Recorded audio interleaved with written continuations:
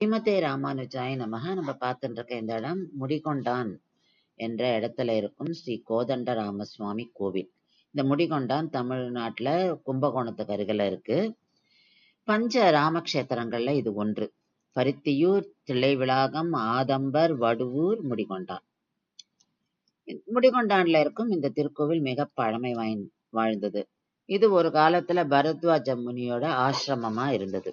அதனால இந்த இடத்துக்கு பேரே மகுடவர்த்தினிபுரம் என்று இருந்ததாம்.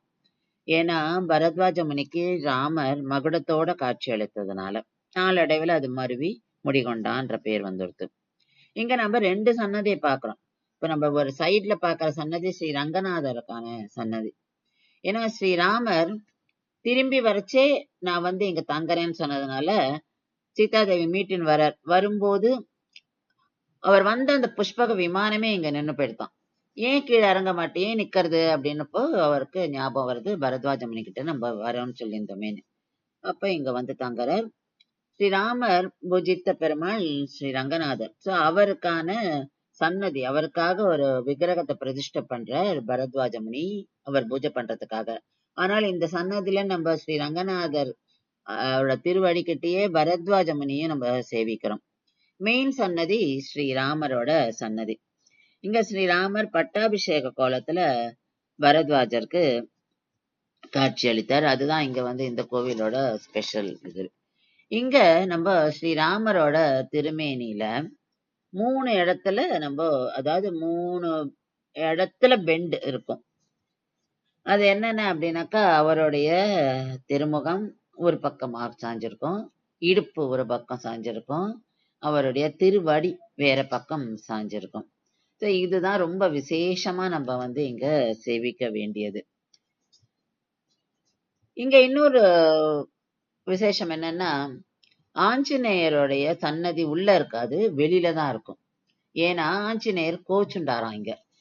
ஸ்ரீராமர் ஆஞ்சநேயரை பரதர்கிட்ட போய் தான் வந்துருக்கேன்றது விஷயத்த சொல்லிடுன்னு சொல்லி அனுப்புறார். அதுக்கேத்த மாதிரி ஆஞ்சநேயரும் பரதரை நோக்கி போறார். அதுக்குள்ள இங்க என்ன நடக்கிறதுன்னா, பரத்வாஜ முனிக்கு ஸ்ரீராமர் பட்டாபிஷேக கோலத்துல காட்சி கொடுத்துடுறார். ஆஞ்சநேயர் திரும்பி வரும்போது அந்த காட்சி மறைஞ்சிடுது. அதனால தனக்கு அந்த காட்சி கிடைக்கலன்னு அவருக்கு ரொம்ப கோபம் வந்துடுது. அதோட ஸ்ரீராமர் அவர் அந்த விருந்தும் சாப்பிட்டு முடிச்சு விடுறார். இப்போ ஆஞ்சநேயருக்கான ஒரு தனி வாழை இலை கூட இல்லையா இங்க. அதனால ஆஞ்சநேயர் கோச்சுன்றார். அப்படி கோயிலுக்கு வெளியிலேயே நிக்கிறார். அதனால்தான் நம்ம இன்னைக்கும் அவருக்கு ஆஞ்சநேயருக்கான சன்னதியை கோவிலுக்கு எதிர்த்தாப்புல குளத்து கரையில நம்ம பாக்குறோம். அதனால இந்த ஊருக்கே ஒரு சாபம் என்னன்னா, வாழை மரமே வரக்கூடாதுன்னு. இந்த வாழை இலை அவருக்கு இல்லைன்றதுனால வாழை மரமே இருக்காதான். அதனால இந்த கிராமத்துக்குள்ளே வாழை மரமே இருக்காதான். இந்த வாழை மரமும் பாக்குறது கிராமத்தோட எல்லைக்கு அப்புறம் அப்படின்னு சொல்லி சொல்றான். சோ இவ்வளவு அதிசயங்களை கொண்ட இந்த கோவில் கண்டிப்பா நம்ம போய் சேவிக்க வேண்டிய கோவில். முடிகொண்டான் ஸ்ரீ கோதண்ட ராமசுவாமி கோவில். ஸ்ரீ